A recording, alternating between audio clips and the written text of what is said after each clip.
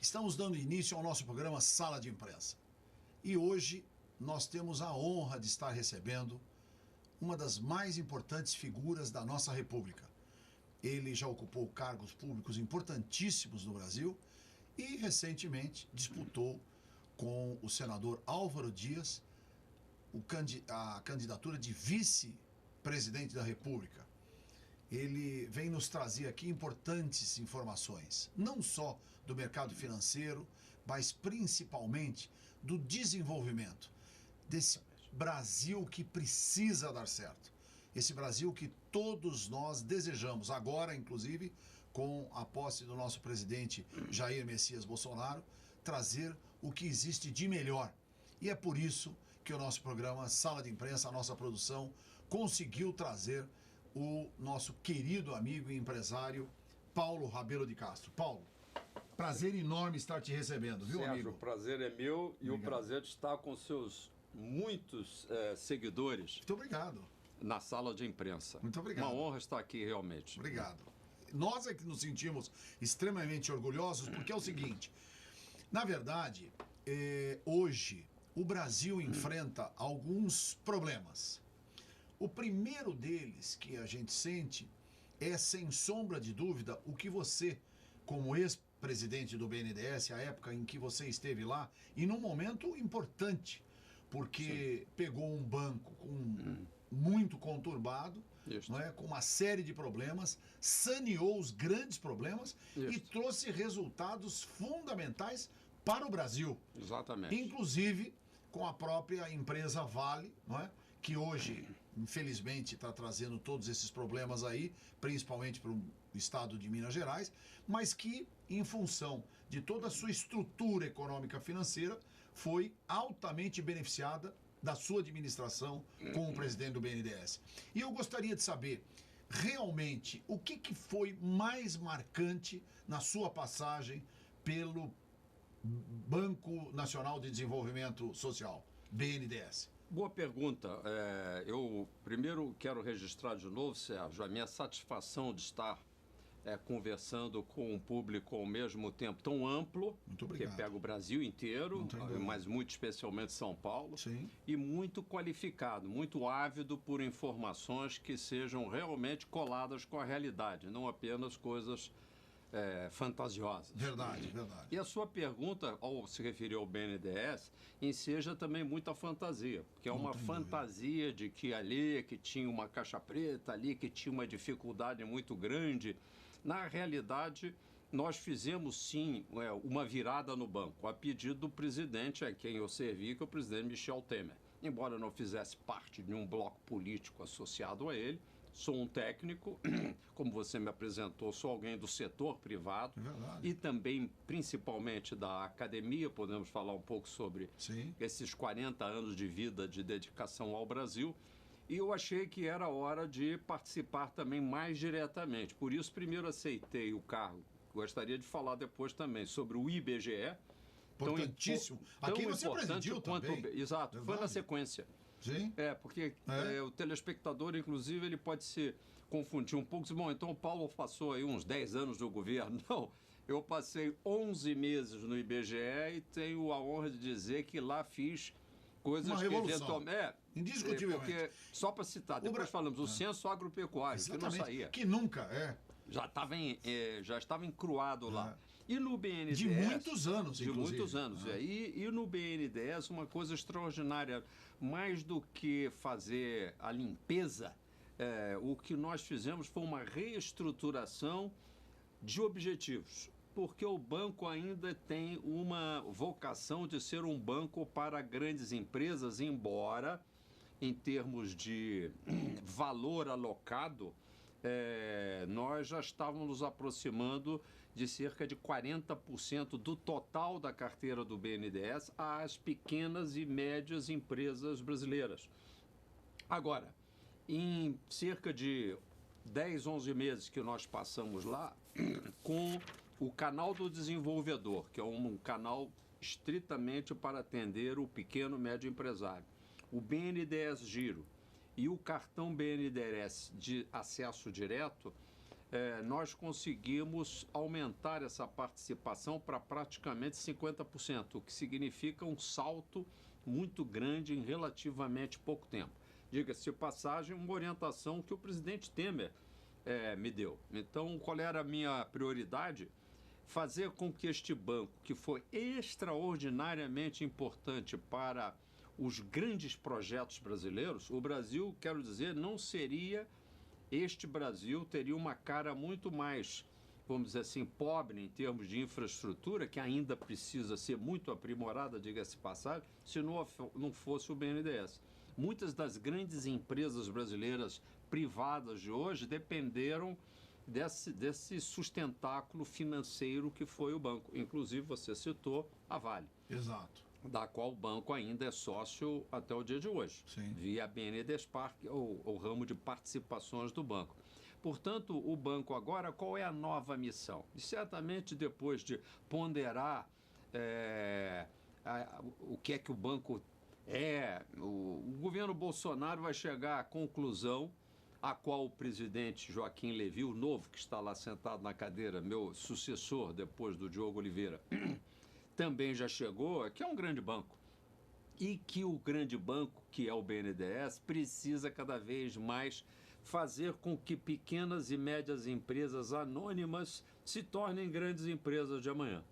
Certamente nem todas, mas se uma boa quantidade dessas hoje pequenas e médias tiverem acesso a crédito, não subvencionado, a crédito com taxa de juros normal, que é uma coisa que no Brasil nós praticamente não temos ainda, de fontes normais, se nós impusermos essa nova realidade, eu tenho certeza, Sérgio, que nós vamos ver acontecer uma verdadeira revolução econômica da livre iniciativa no nosso país. Aí ninguém segura o Brasil. Você, Paulo, com muita segurança, aliás, próprio, né, dos homens de bem, que tem qualidade na sua gestão e responsabilidade no seu trabalho, você citou por 2 ou 3 vezes o ex-presidente Michel Temer, a quem muitos criticam, não é? Muitos falam sobre a sua administração, o momento em que ele entrou para presidir o Brasil, mas a grande verdade é a seguinte: não fosse o presidente Michel Temer, quero deixar isso claro, nós não teríamos, primeiro, esta revolução que nós estamos tendo no mercado brasileiro em razão da coragem que o presidente teve em promover a reforma trabalhista, que é um avanço fantástico. Com certeza. E a outra, na verdade, no fundo, asfaltar todo o processo econômico e de desenvolvimento do Brasil para que desse oportunidade... Eu chamaria a virada, como eu disse. Exatamente. Né? A virada que eu fiz no BNDES foi a que o Parente fez também na Petrobras. Sim, não é? Verdade, o Parente. Pedro Parente. Pedro Então, Parente pegou a Petrobras e posso até esfrangalhada. dizer, a economista Maria Silva, que Sim. me precedia lá, Sim. ela precisou sair, e foi aí que eu saí do IBGE e fiz a meu trânsito para o BNDES. Mas, por acaso, já tinha feito uma virada no Sim. IBGE. Mais do que o censo agropecuário, nós remontamos a estratégia estatística e geográfica brasileira. Isso não é pouca coisa. Não é pouca coisa. E a gente, um Brasil sem estatística e geografia, ele é um país às escuras. É verdade, é verdade. Então vocês vejam que um Brasil ele precisa de excelentes gestores públicos. Não tem dúvida. Eu acho que você queria que eu dissesse alguma coisa sobre o presidente Michel Temer. Na verdade, com todo respeito, não. Eu, no fundo, acho assim, que é de uma característica própria, não é? Das pessoas de bem, no sentido de demonstrar aquilo que deu certo. Com não é? certeza. Porque, óbvio, todos nós somos plausíveis de erro. Porque o ser humano é dotado de falhas, não é? Agora... E no caso da avaliação de um, vamos dizer assim, de um homem de vertente política, Sim. nós precisamos, embora sem esquecer nada, Sim. pelo menos de separar as áreas de avaliação. Exato. Senão a gente está fazendo só uma conversa, que é boa também, mas é a conversa de bar. Aí você traz um chopp e a gente fala o que bem entende pela primeira coisa que vier à cabeça. Não, mas se fizermos uma avaliação mais ponderada, por exemplo, você está avaliando um presidente da República, no mínimo, que é o caso dele, ou seria o caso de um Fernando Henrique Cardoso, Sim. eu avaliaria por partes o homem político, Sim. né? O homem acadêmico, que é Sim. por acaso os dois, Fernando Henrique e eles são, Verdade. e o homem gestor público. É verdade. Não é? E sobre o homem político, eu não me adentraria muito, porque de fato essa é a área polêmica. Lógico, cada um tem a sua visão. Porque o PMDB registra hoje, está como praticamente todos os partidos, grandes dificuldades de explicar certas ocorrências, então pula essa parte. Lógico. Né? Senão vai misturar estações. O homem acadêmico, que é Michel Temer, é um homem de grande capacidade jurídica. Sim. E isso deve ter ajudado muito, aliás, deve não, eu posso dar testemunho, isso qualifica um governante. Lógico. Você ser um governante que administra muito bem conhecimentos, pelo menos numa área do conhecimento humano, seja da economia, da ciência, pode ser um grande presidente médico, ou um grande presidente com algum tipo de conhecimento específico. JK, por exemplo, era originalmente um médico nefrologista. Sim, lógico.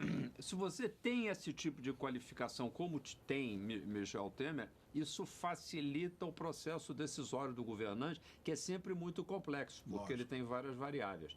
E isso deu no que deu. O homem gestor público Sim. deu muito certo. Deu muito certo. Ele teve... E, inclusive, até a sapiência, com todo respeito, de ter colocado alguém da sua qualidade, Não, alguém. da sua estilo. Por acaso, o segundo escalão... Vou citar mais um terceiro, para não ficar só no Pedro Parente, na Maria nome. Silva, no Willan Goldfagen, lá no Banco Central, que está saindo justamente agora. Sim. Um sujeito de um equilíbrio extraordinário, conseguiu trazer a taxa de juros, e não é só ele, é óbvio, toda uma equipe, mas de qualquer maneira, o Brasil está escalado para o sucesso, Sérgio. Não tem dúvida. Agora, não é trivial. Tem que passar reformas no Congresso, tem que saber organizar politicamente vitórias e não derrotas. Verdade, não é? Vitórias. Vitórias. Acho que o objetivo é falar aquilo que deu certo. Claro. E promover, tá certo?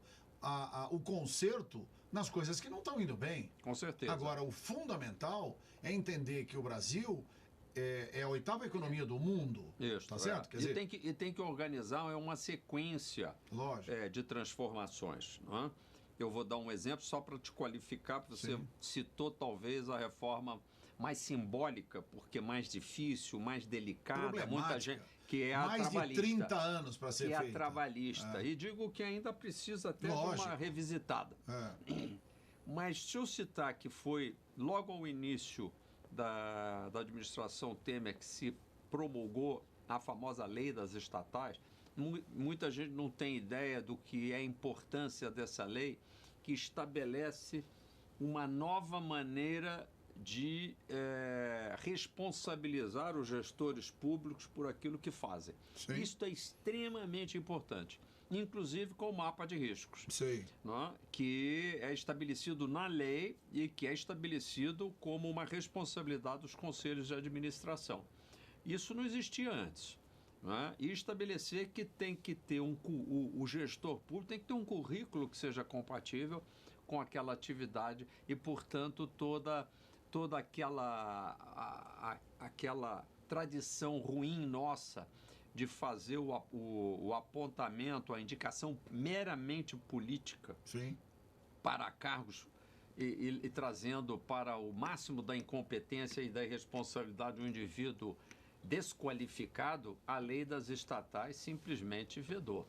E apenas estou citando uma das leis. Houve também uma importantíssima renegociação das dívidas dos estados. Agora nós estamos em vias de ter uma segunda rodada disso, mas a primeira rodada é que praticamente tirou vários estados numa situação de penúria. Então cito várias medidas, a lei de teto dos gastos, embora eu até qualifique que há problemas que ainda precisam ser revistos, ela foi muito importante também para estabilizar um processo que estava explosivo de descontrole do gasto público.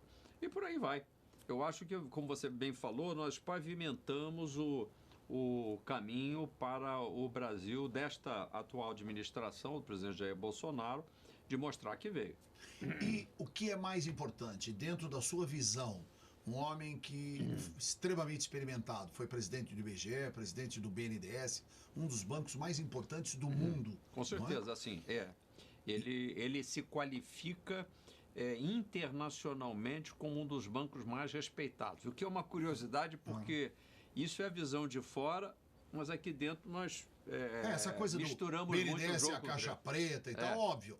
Foi, inegavelmente, não vamos aqui dizer que é só flores. Sem Tiveram dúvida. na administração passada, principalmente do presidente, os dois últimos presidentes, os penúltimos presidentes que passaram. Isso. Agora já é penúltimo. Exatamente. Na verdade, tiveram problemas seríssimos, não é? Inclusive investimentos com outros países. Mas a grande verdade é a seguinte: um dia desse eu ouvi uma coisa que é importante, isso até é para alimentar um processo de liderança. Porque assim, quando você é muito rico, o que é que se espera de você? Que você ajude as pessoas mais necessitadas. Com certeza. Né? Os Estados Unidos, ele empresta dinheiro para o mundo inteiro, paga, não é 70% responsável pela manutenção da ONU. Isso, não é? Das ajudas financeiras. Das ajudas financeiras. Mundo afora. Isso, Tá certo? Consome quase que 45% de tudo que o mundo produz. Quer dizer, por quê? Porque é uma nação portentosa e altamente, não é? Progressista. Desenvolvida, não é? Progressista. Agora, por outro lado, o Brasil, nós sempre tivemos oportunidade de vê-lo como um país subdesenvolvido, país que, não é? Sempre foi essa a tônica, independente... É um país lutando com muitas dificuldades de definir o seu próprio caminho. De definir o seu... Ultimamente tem sido isso. Houve um tempo em que parecia que nós tínhamos descoberto o que precisávamos fazer, né? Nesse mundo, nesse mundão velho. Não é? Hoje em dia, eu diria que nós estamos com um problema psicanalítico. Nós estamos precisando... Né, Sentamos de novo no divã. De uma orientação de um psiquiatra, de um psicanalista, porque o Brasil precisa retomar a sua autoestima, a sua e o seu imagem. protagonismo. Seu protagonismo. Quer dizer, o Brasil é um país altamente industrializado dentro das suas forças. Quer dizer... Essa desconfiança generalizada em relação às pessoas que têm um papel de comando, por exemplo, é altamente deletério. Exato. É destrutivo. Necessário, hein? Necessário, lógico. Longe de mim dizer que não tem que aparecer no Exato. jornal, nos noticiários do fim do dia, lógico. que fulano foi preso, o outro foi acusado, etc. e tal. Mas quando isso vira a prática usual de todos os dias, misturado com uma agenda de violência, de feminicídio, de homicídio puro e simples, de morte de crianças, etc., isso realmente joga a nossa reputação, a nossa autoestima no chão. Então nós temos que urgentemente clarear essa parte, fazer o resto dessa limpeza diária e começar a ter uma pauta positiva. As pessoas, as famílias, os países precisam de pautas positivas. E estando aqui a presença, não é, de um grande gestor do Banco de Desenvolvimento Social, não é, que é o BNDES, eu queria que o senhor, presidente, tivesse a oportunidade de citar aqui o que de mais importante, porque eu me lembro que em uma das conversas que nós tivemos, o senhor começou a me falar alguns números do BNDES, com todo respeito, mesmo sendo advogado, jornalista, administrador, eu não tinha esse conhecimento todo. Quer dizer, verdade. Inclusive... São números extraordinariamente grandes na e importantes. sua gestão, a oportunidade em haver, não é? Com uma das maiores companhias de papel e celulose do mundo, que é a Suzano Papel e Celulose, com a Fibra, que, na verdade, constituíram um dos maiores Fizeram e mais importantes... Fizeram um casamento, né? Um casamento. Exatamente. E que, graças ao BNDES. O padre foi o BNDES pelo seguinte...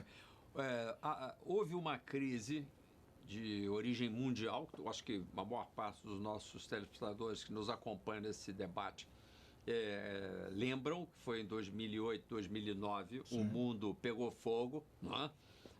As colunas do templo pareciam que iam ruir, não é? E os países, os governos acudiram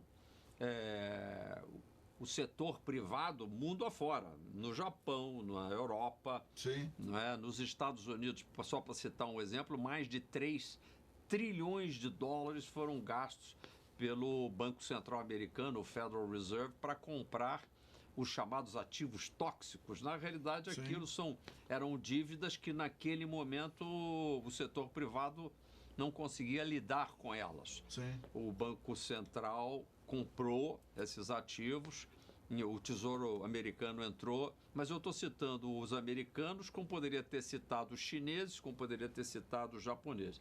Aqui nós fizemos um programa menor. Sim. Isso as pessoas esquecem.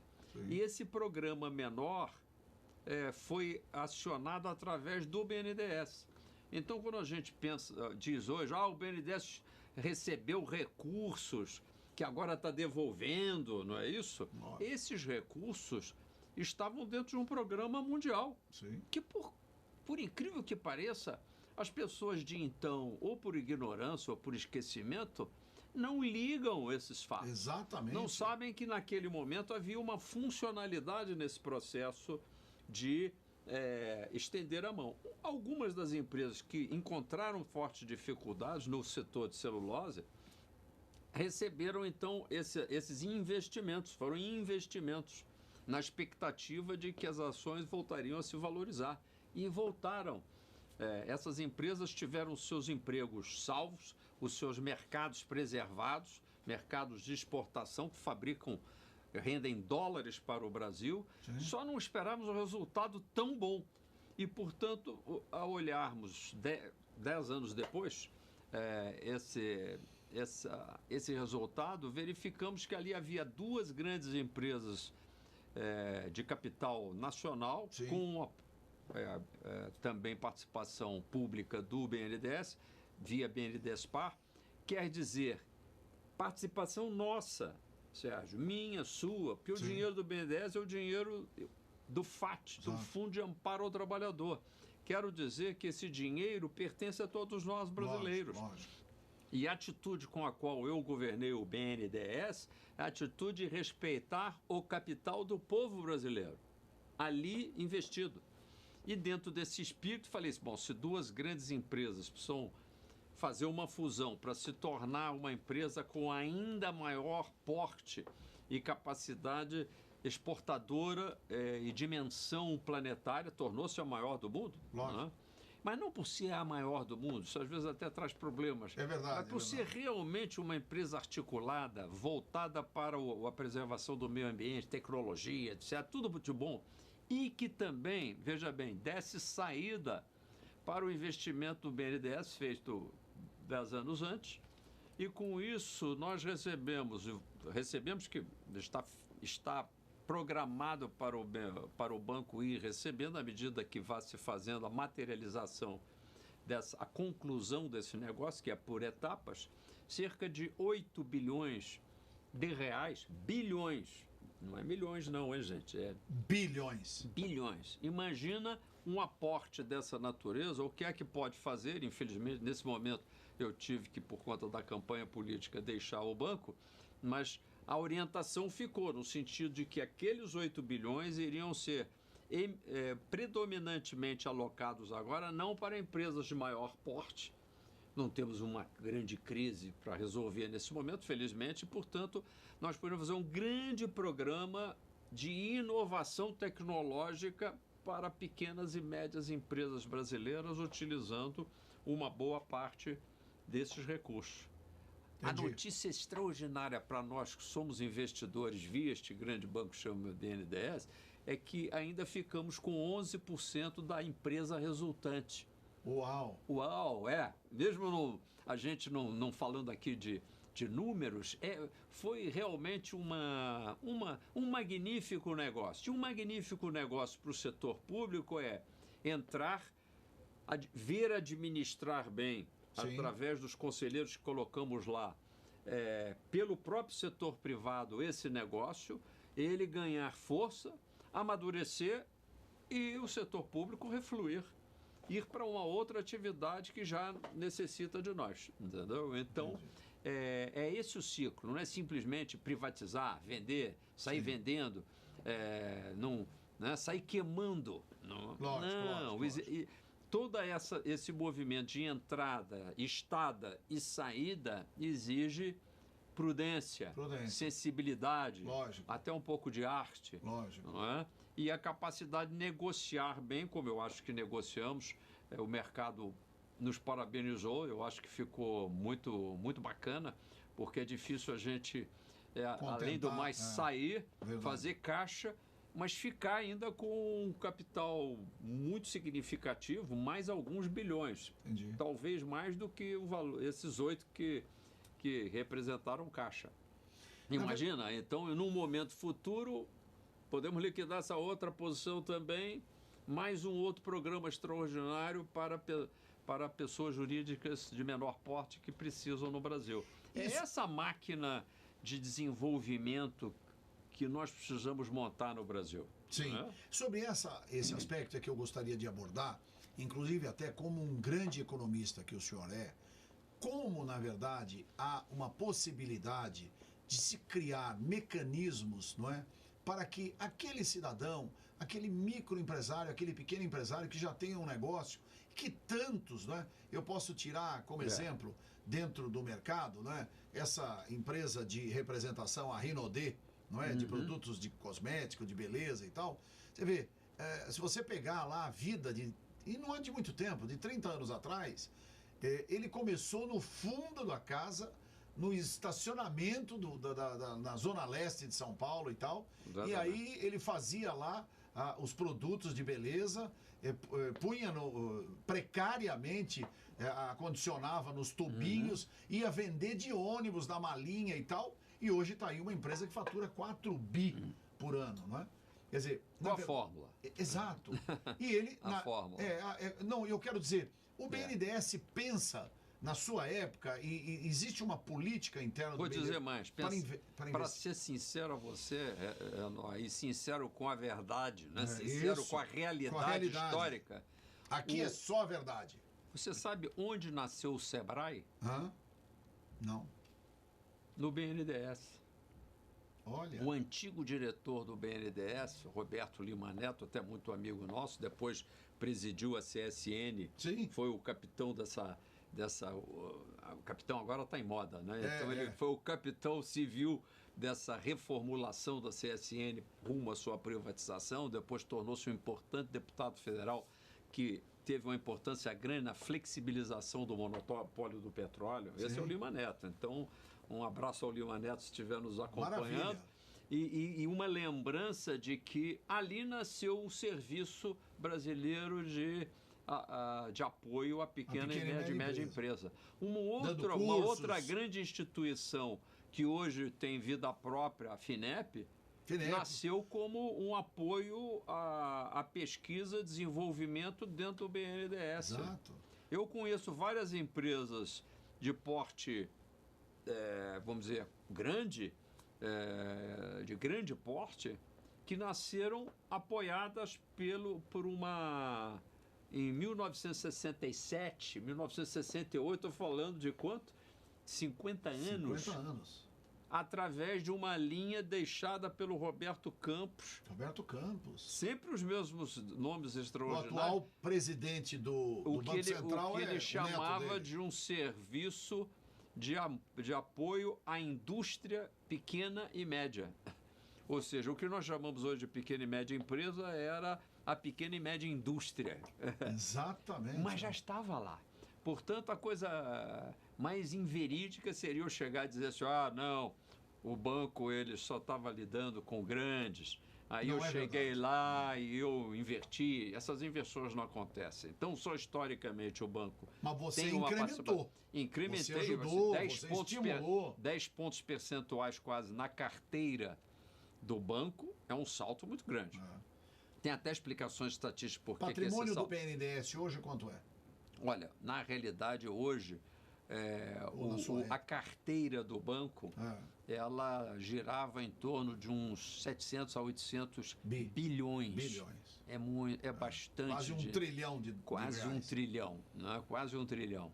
E hoje eu diria que o banco não tem, agora é só uma visão assim, muito assim por alto de estimativa, mas este banco hoje é uma informação importantíssima para os brasileiros. Isso Ele não valeria, eu não venderia se tivesse eu a propriedade das ações desse banco, incluindo a parte de investimento da BNDESPar, por menos de uns 200 a 300 bilhões de reais. Sim. Não é?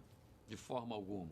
Embora o PL em balanço esteja menos do que isso, porque é normal. Lógico.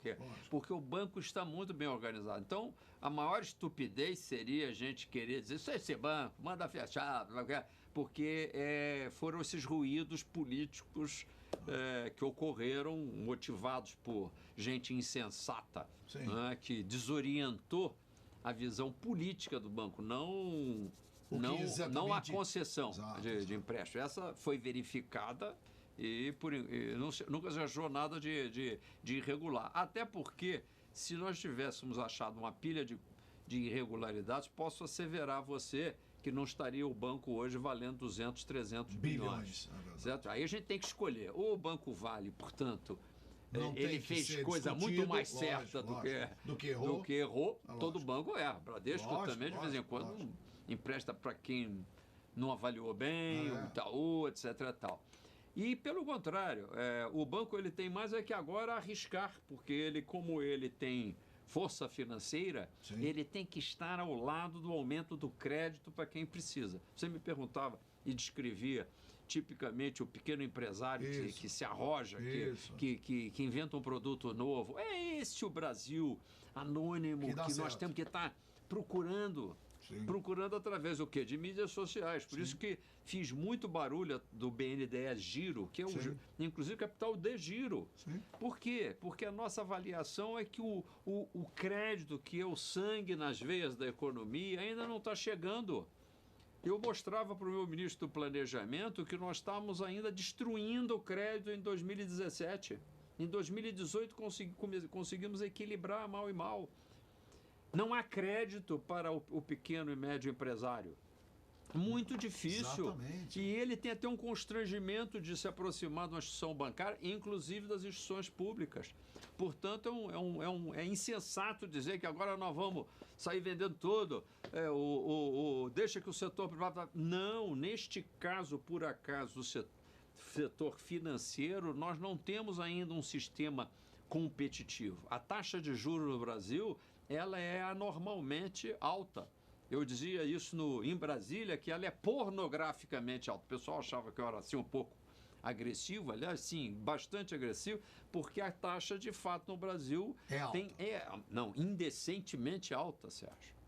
Entendi.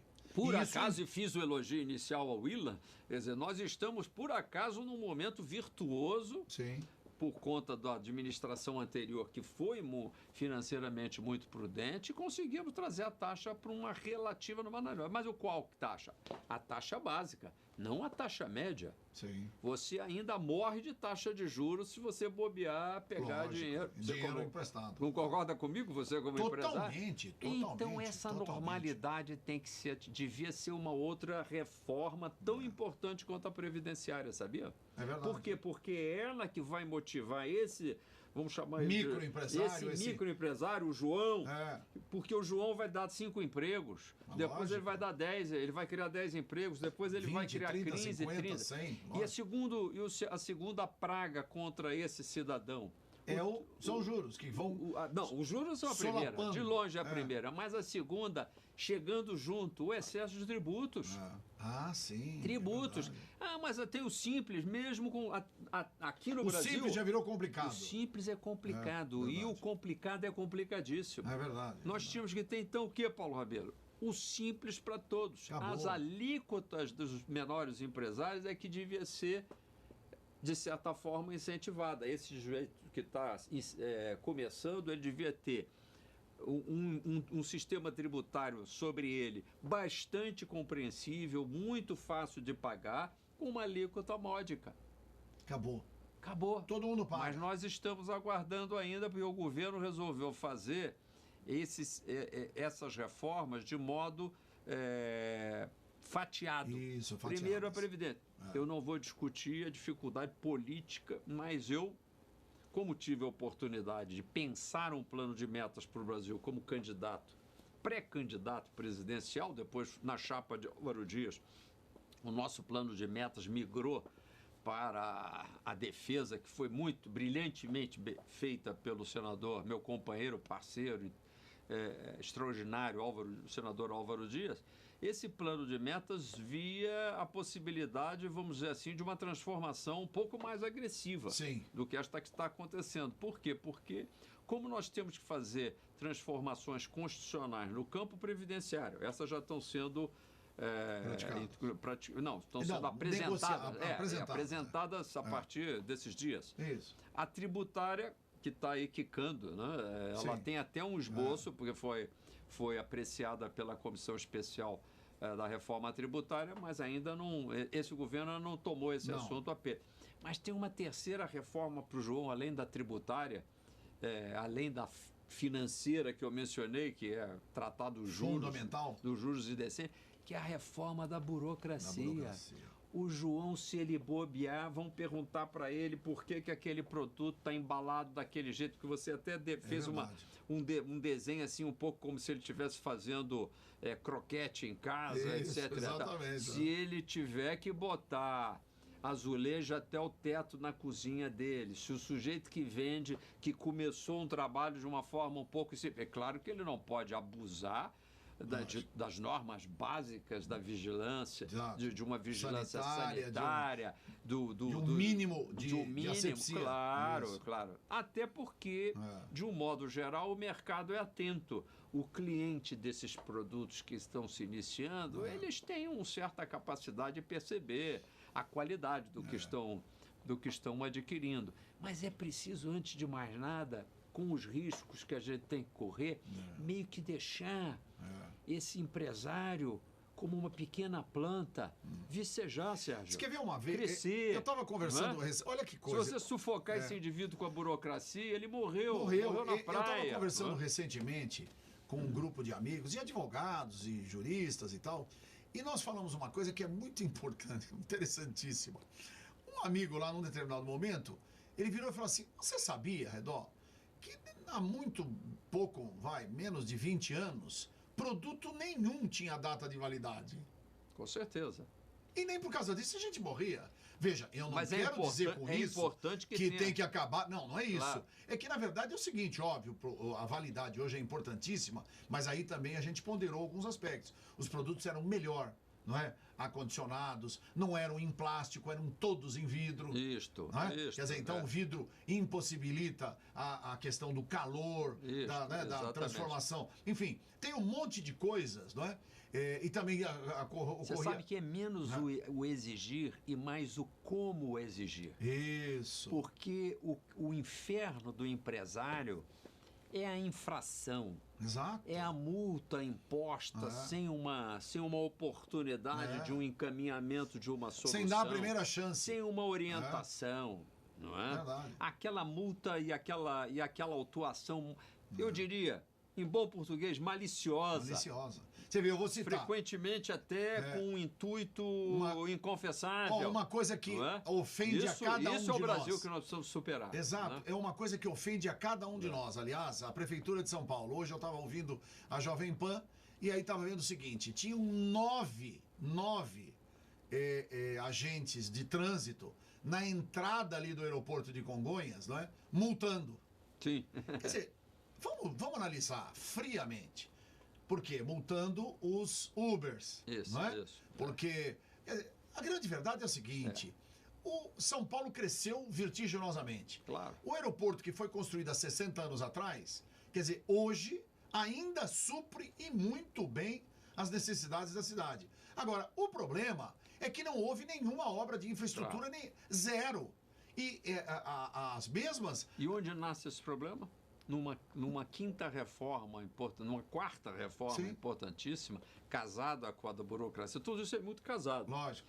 Que é a reforma dos investimentos. Exato. E isso nos chama a reforma dos gastos, Exato. em todos os níveis. O governo federal, ele tem essa atitude, vamos dizer, controlista e arrecadadora, né? Porque ele está em fortes problemas financeiros. Sim. A maioria dos estados, idem, nem todos. E aí é preciso começar a separar os bons administradores e as boas histórias. As cidades, idem.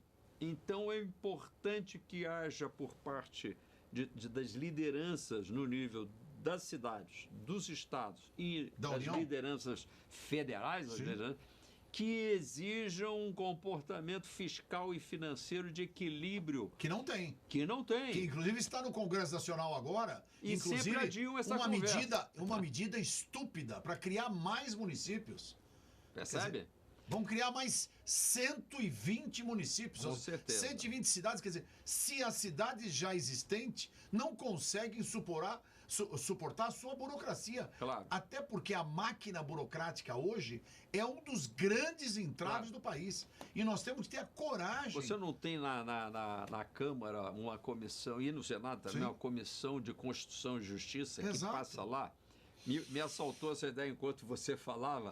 Uma mera sugestão. Hoje, essa questão do controle do equilíbrio fiscal é tão importante que talvez na Câmara e no Senado, ao lado da Comissão de Constituição e Justiça, nós teríamos que ter uma comissão de responsabilidade fiscal já para pré-analisar quais os efeitos de qualquer legislação apresentada. Não é? A repercussão em daquele projeto em termos de orçamento, receita e despesa. E eventual endividamento. Veja só, com todo respeito. Se aquilo ali já é um projeto complicado, ele pode até persistir, mas ele tem que ter clareza quanto ao buraco que ele pretende abrir. E outra coisa, parar com o proselitismo populista, porque isso é ridículo. Quer dizer, se nós queremos um Brasil onde todos nós desejamos o seu desenvolvimento, fundamental, primeiro, é que desburocratize a economia. Com certeza. Porque, veja, hoje tudo que você vai fazer é impossível. Você sabe que, inclusive, nós tínhamos, se eu não me engano, a nossa meta 16 no plano de 20 metas, que depois, como a sigla do Álvaro, era o número 19, aí ficou 19 mais 1. Mas o plano de 20 metas. Na meta, se não me engano, 16, nós tínhamos a meta do governo eletrônico e da desburocratização radical. E nós tínhamos a seguinte meta muito ousada, autoimposta: assinar um decreto ou tomar uma medida desburocratizante no governo federal por dia durante o primeiro ano de governo, somando 365. Tinha que tomar. Sem falhar sábados, domingos ou feriados. Olha que ia ser difícil, porque você lembra eventualmente de uma primeira... então escreve aí uma primeira medida, uma segunda... deixa de exigir a autenticação de firma. Reconhecer firma e assinatura. Sempre é lembrado isso. Pô, pelo amor de Deus. Mas qual é a 30ª, 65ª medida? Exige que o governo se organize, pense. Eles organizaram. No Ministério da Economia tem um rapaz chamado Paulo Weber, muito capaz, que está encarregado disso. Ele andou até fazendo pedido para vários de nós, mandamos várias ideias no fim de dezembro, mas, olha, até agora a gente ainda não está ouvindo ressonância de a ressonância disso. Ainda há tempo. Ainda há tempo. E eu digo mais, um governo federal que tivesse essa atitude passaria a exigir dos governadores, dos prefeitos, o seguinte compromisso político: estou fazendo, vocês não são obrigados a fazer, mas gostaria muito, vocês me agradariam muito se fizessem isso também. Lógico. Você imagina, Sérgio, a repercussão. A revolução quase que cultural. Na China não teve a revolução cultural, era do caso dos comunistas. Exato. Mas você pode fazer uma revolução cultural do bem. Do bem. Um novo Brasil. Que todos nós desejamos. Todos nós. E que está ao nosso alcance desde que o gestor saiba que hoje é segunda, amanhã é terça, quarta, e que em cada dia nós temos que tomar uma atitude para aproveitar o tempo que nós dispomos, porque no governo, isso é uma curiosidade, sempre lembro aqueles que vão para o governo, e eu sempre estava no setor privado, lia sobre o assunto, quando eu fui para o governo, vi isso, não é que é isso, é algo que li de um grande gestor chileno, que fez uma revolução econômica, que se atribui muito ao Pinochet. Nada, o Pinochet teve momentos muito difíceis durante a sua administração econômica, vários ministros de economia lá falharam antes desse que o Hernán-Bich dar a reviravolta realmente de desenvolvimento desse Chile, que hoje é um destaque na nossa região. O Hernán-Bich dizia num dos livros dele, um sujeito altamente intelectualizado, muito bem preparado, e ele escrevia assim: no governo nós chegamos e o tempo já está terminando. Olha. Que interessante, né? E ele se referia a mandatos de 4 anos. 5 semanas. Ah, não, peraí, está exagerando. Não, sério. O governo está sempre terminando. É preciso senso de urgência que nas nossas empresas, principalmente quando é a nossa pequena empresa, a gente tem urgência porque está faltando dinheiro. Está faltando dinheiro. Mas é a urgência nossa. Se a gente quiser, pode dar uma paradinha. No governo, não. O poder, ele é provisório. É verdade. Nós temos que aproveitá-lo. Foi o que eu tentei fazer, por exemplo, no IBGE, quando eu dispunha de poucos meses, para fazer um milagre, que era pôr de pé um censo agropecuário que a dona Dilma vinha suspendendo e largando de lado, deixando na prateleira, mais do que na prateleira, largado mesmo, no encostado, durante 5, 6 anos. Porque ele era devido desde 2011, o último censo havia sido em 2017. Uau. Regiões agrícolas inteiras eram desconhecidas do ponto de vista estatístico. A gente sabia que estava lá, o Mato Piba, né? Mas não estava fotografado estatisticamente. E agora tudo foi... Nós visitamos uma a uma. Agora, como 5 milhões de estabelecimentos. Presidente, com todo respeito, Paulo Rabelo de Castro, como é que a gente pode admitir que um país onde sempre teve o protagonismo na área da agricultura, foi a agricultura que manteve... Que deu a virada financeira. Que deu a virada financeira do Brasil. E que nesse momento de agrura foi, na verdade, todo o segmento... Aí o governo diz que não tem dinheiro para fazer uma fotografia estatística. Não, e outra, de uma área altamente necessária.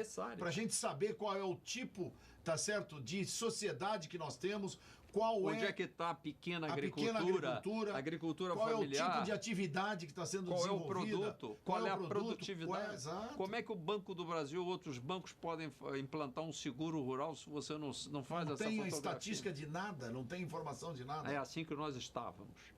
Mas então foi necessário muita coragem para primeiro convencer o Congresso a nos dar por emenda 505 milhões de reais, com os quais a verba era supostamente mais de 1 bilhão, mas nós fizemos uma verdadeira revolução também de eficiência na maneira de fazer o censo, com a ajuda dos servidores do Instituto. Então eu quero dar uma boa notícia. Quando a gente diz, não, os funcionários públicos não funcionam, só um bando de caras encostados, etc. Depende. O servidor público, de fato, não tem muitos incentivos naturais para uma dedicação, muito menos uma dedicação entusiasmada. Porque o dinheiro dele vem do final do mês, a menos que o Estado esteja quebrado, aí também não depende dele. Não é? Aí atrasa, mas depois alguém dá um jeito de pagar. Lógico. O que nós precisamos é motivar.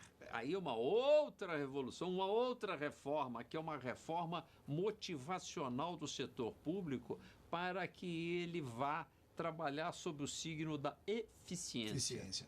Presidente, uma coisa que eu gostaria de ter.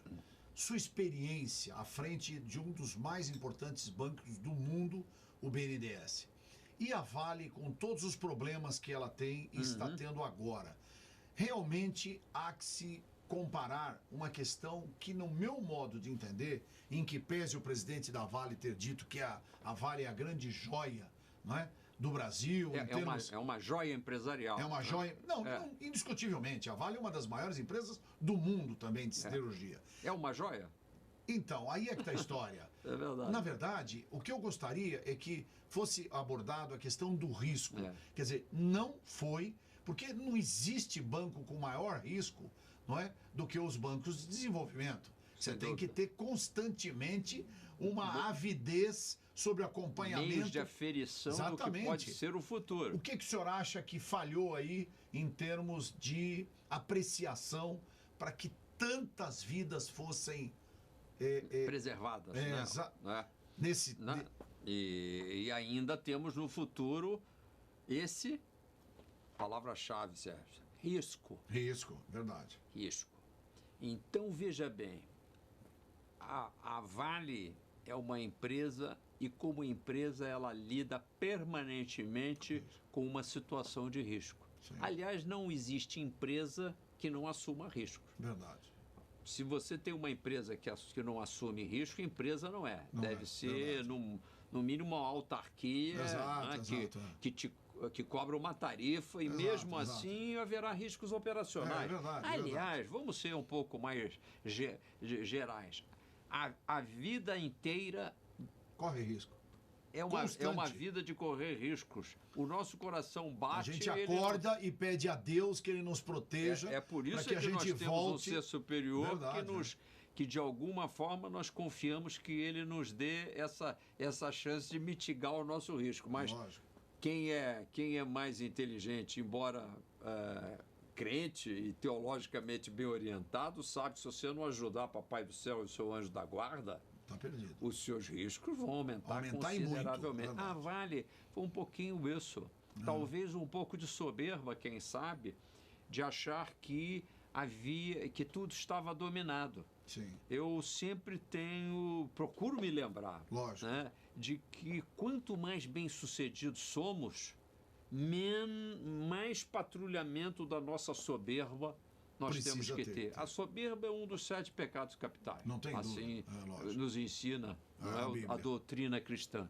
Significa dizer que nós temos que praticar uma humildade constante. Sempre. Então, se você me pergunta se a Vale é uma joia brasileira, porque qualquer empresa que veio do nada, com uma missão de começar a explorar minérios no Brasil, tem uma história bonita. Ela é uma empresa estatal, mas de gente ali ao tocar, servidores dedicados. Quanta gente, né, deu a sua vida no sentido não de morrer, mas de viver para aquele objetivo maior. Né? A gente sempre lembra de um presidente, o Eliezer Batista, não é? Pai até do controverso Aica, mas com aquela vertente empresarial, projetando internacionalmente a Vale. Ele cativou a associação com os japoneses, que persiste até hoje, uma associação importantíssima.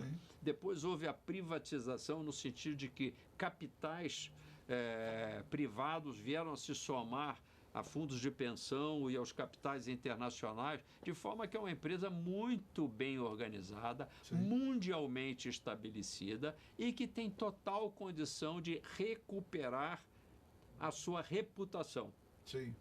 Ela, de certa forma, não perdeu a sua credibilidade, porque senão era para fechar as portas. Né? E ela longe está de ter perdido a sua eficiência, no sentido de que ela continua com os talentos lá dentro, mais do que suficiente para superar esse incrível desafio. É um enorme desafio?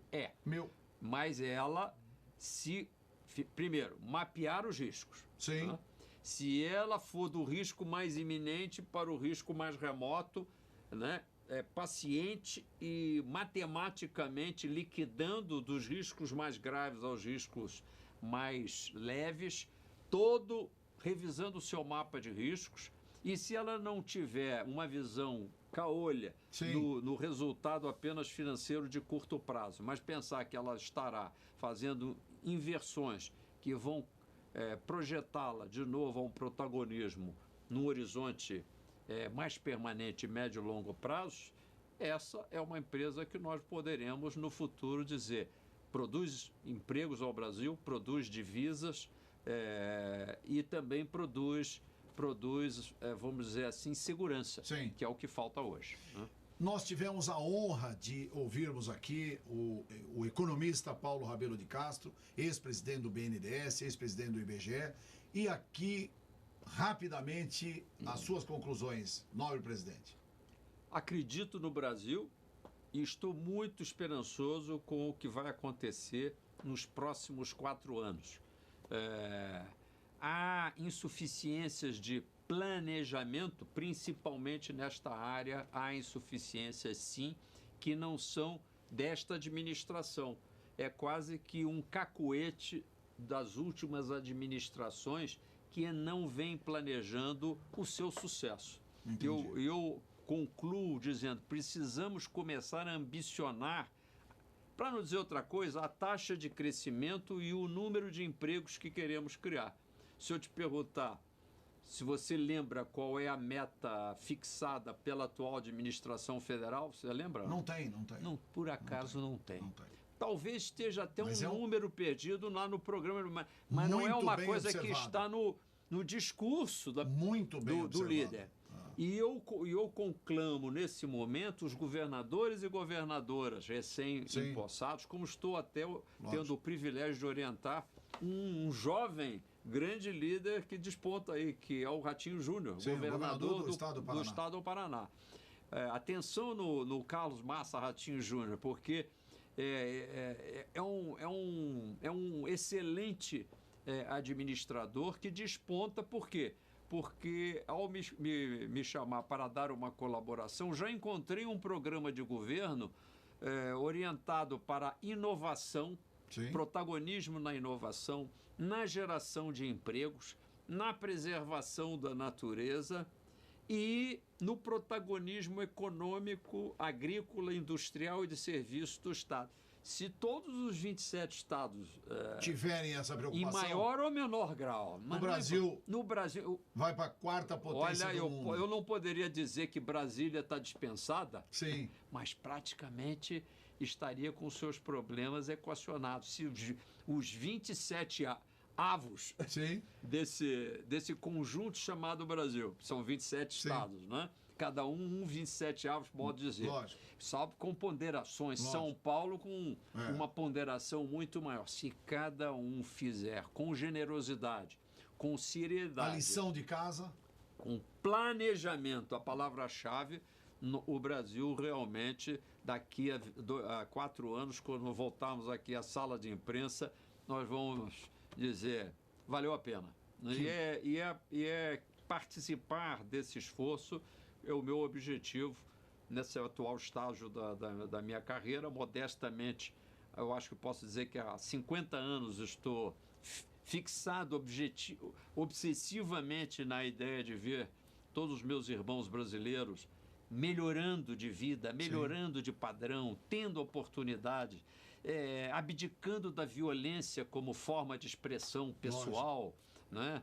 Adotando a felicidade, a alegria, a solidariedade como maneira de se comunicar com o outro e, portanto, aí teríamos muito menos violência, muito mais segurança naturalmente no nosso país, mas isso depende do exemplo que vem de cima, que tem tanto nos faltado, que é o exemplo da elite, que ainda nos deve bastante. Eu, como participante, eventualmente, desse time que está Sim. falhando, faço meu meia-culpa, mas, ao mesmo tempo, digo, estamos preparados para tentar melhorar no futuro.